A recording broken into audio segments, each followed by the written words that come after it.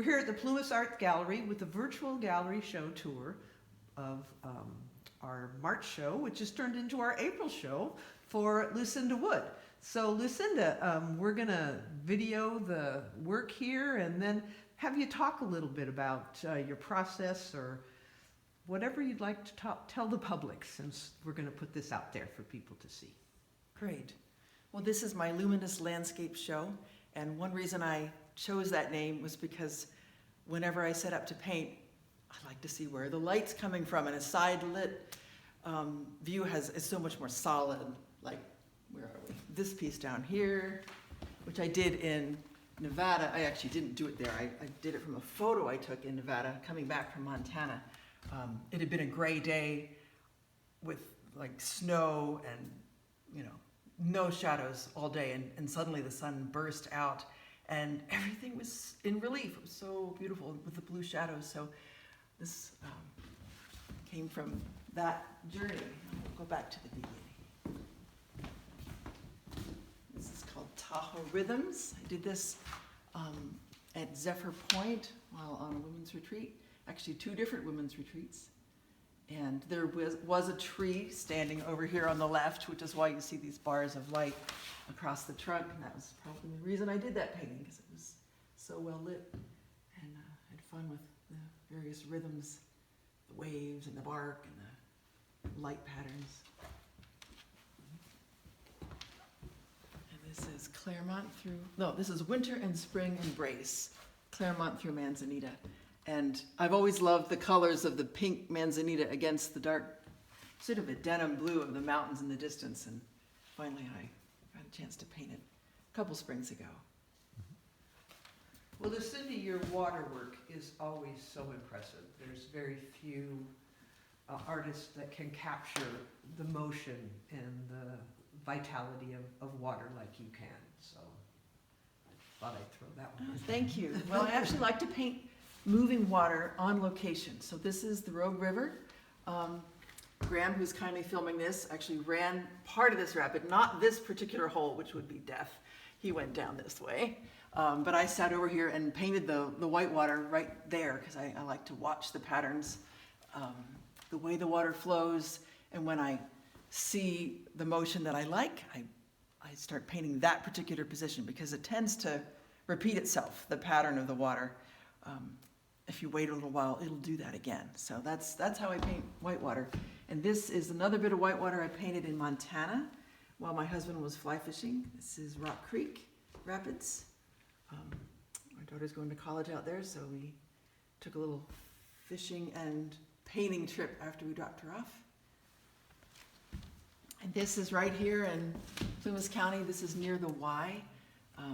This is Spanish Creek looking upstream, really close to where Indian Creek comes in. I did this last fall when the dogwoods were amazing. Usually dogwoods are about this color, but I was lucky enough to find some that had the bold, deeper reds.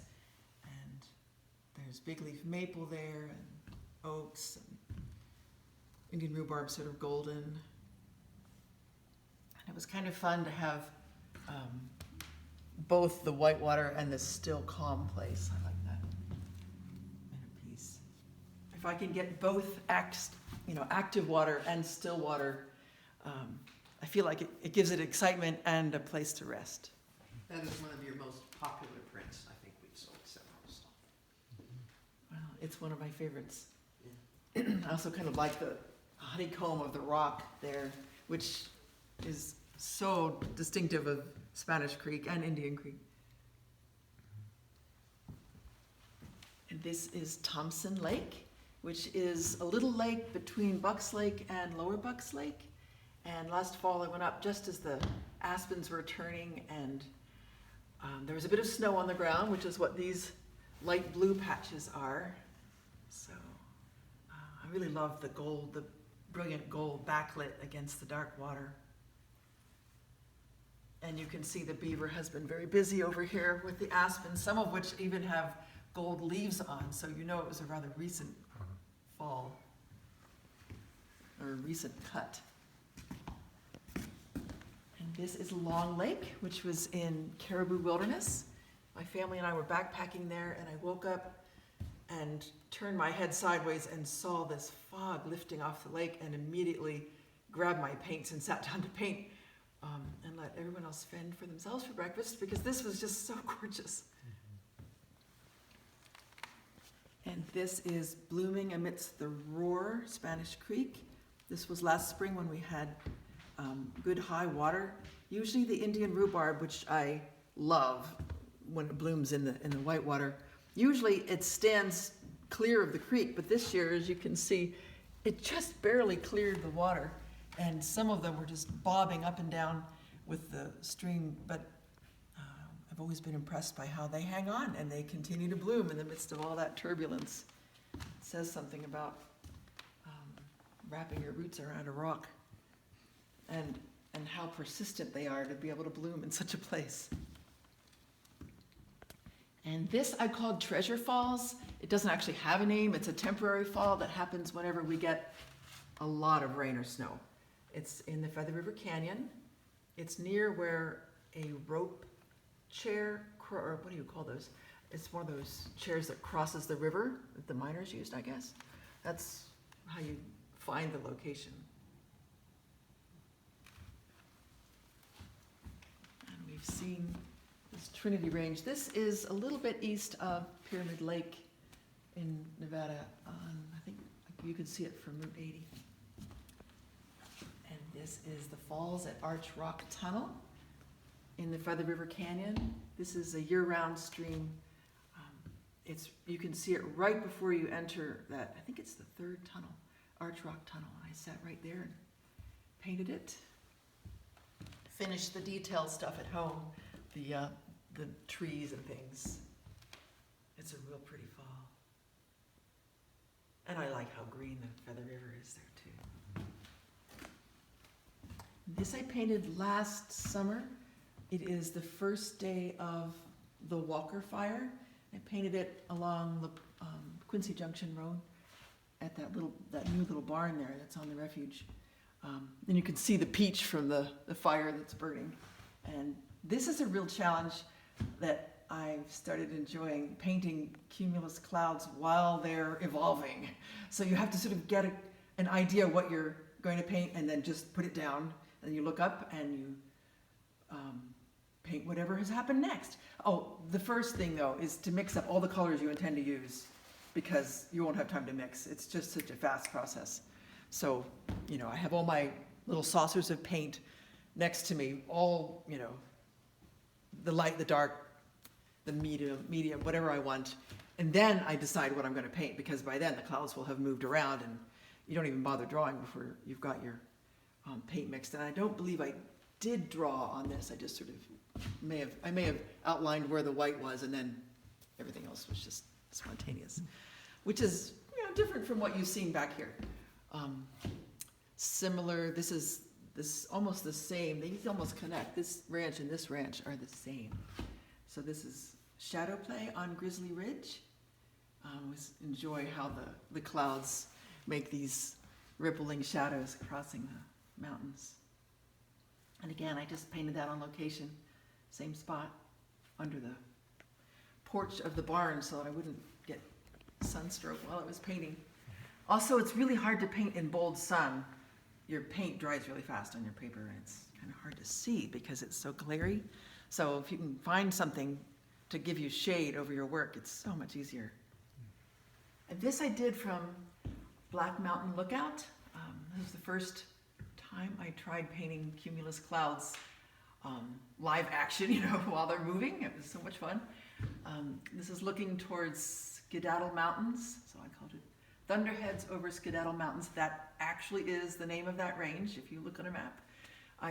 When I was looking at there's a big dial in the lookout that's for estimating where fires are, and it's not an active lookout anymore. But they left that, and when I saw Skedaddle Range, I thought I just have to paint that, so I can title a painting that. And then this is, I think it's called Honey Lake, which was probably dry at that point, but it caught the shadows of the clouds beautifully. These are 2 wave studies I did from a creek that runs through Mountain Meadows Camp. Our church goes up there every June usually. And we have this sort of afternoon, so I usually hustle over to the creek and sit down and paint again, just looking at the wave action and choosing a moment that I liked, and doing it from memory, and then I do the next, I'll do one little bit, and then I'll, look and see what's happening over here maybe. So you can't really paint things right next to each other while they're wet. And these are fun because there's a lot of shade there, which makes richer colors in the water. I think hearing the water, the roar of the water, and seeing the motion makes it more lively of a painting for me. If I were to do it from a photo, I think it would look stiff. Plus photos don't really capture it the way I see it. They capture either a quick moment and you've got these little droplets in the air, or they blur it so that you can't see all the colors that I like to see. So, plus, who can find a better thing to do than sit by a creek that's, making beautiful music? So that's just where I like to paint. And here's another creek I was painting. This is in Montana again. My husband's a fly fisherman, so he was busy fishing for 3 mornings on this creek, and I was busy painting. Got it nearly finished on location. It's sort of known for its rocks. This is called Rock Creek. Lots of beautiful granite rocks. And I think what caught my eye was this balancing set of logs and the shadow that they cast. So, and the way it kind of echoes the shape of the shadow on the rock. And this is Maidenhair Falls. I just love these falls, which I actually discovered are 5-finger falls, but they look very similar to Maidenhair. So that's what I named the fall. I don't believe it has a name, but it is one of the mossiest falls I've seen in this area. And was a beautiful place to paint. And this painting is Gold Lake. It's the one in Lakes Basin. My family was camping there, and this was one of the windier places I've ever painted. It was a challenge. I finished it up at home, but did the trees and the distant mountains on location. And it was kind of a very, very slim peninsula, so that's what I named it. Slim Peninsula, Gold Lake. And this is Sierra Buttes. This one has sold, but we do have prints.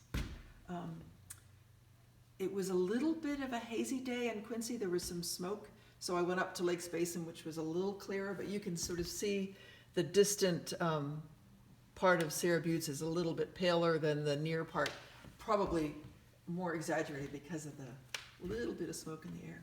This is a place where my family has gone to go jumping off rocks and swimming in the lake, so have fond memories of these boulders over here. This is another painting I started while my husband fished. This is Long Lake Calm. When we first got there in the morning, the lake was mirror still. This is in Lakes Basin. And because of how still the water was, you got this mirror-like reflection. It was very, very fun. It makes all these geometric patterns. Well, thank you to Graham Shea, our videographer, and Lucinda for the commentary. You're very welcome. This is Roxanne from the Plumas Arts Gallery, and all these pieces of work and prints of them are for sale, and we would be happy to negotiate a sale with you online or over the phone. Give a call at 530-283-3402 or email information@plumasarts.org. Thanks, Lucinda. Thanks, Graham.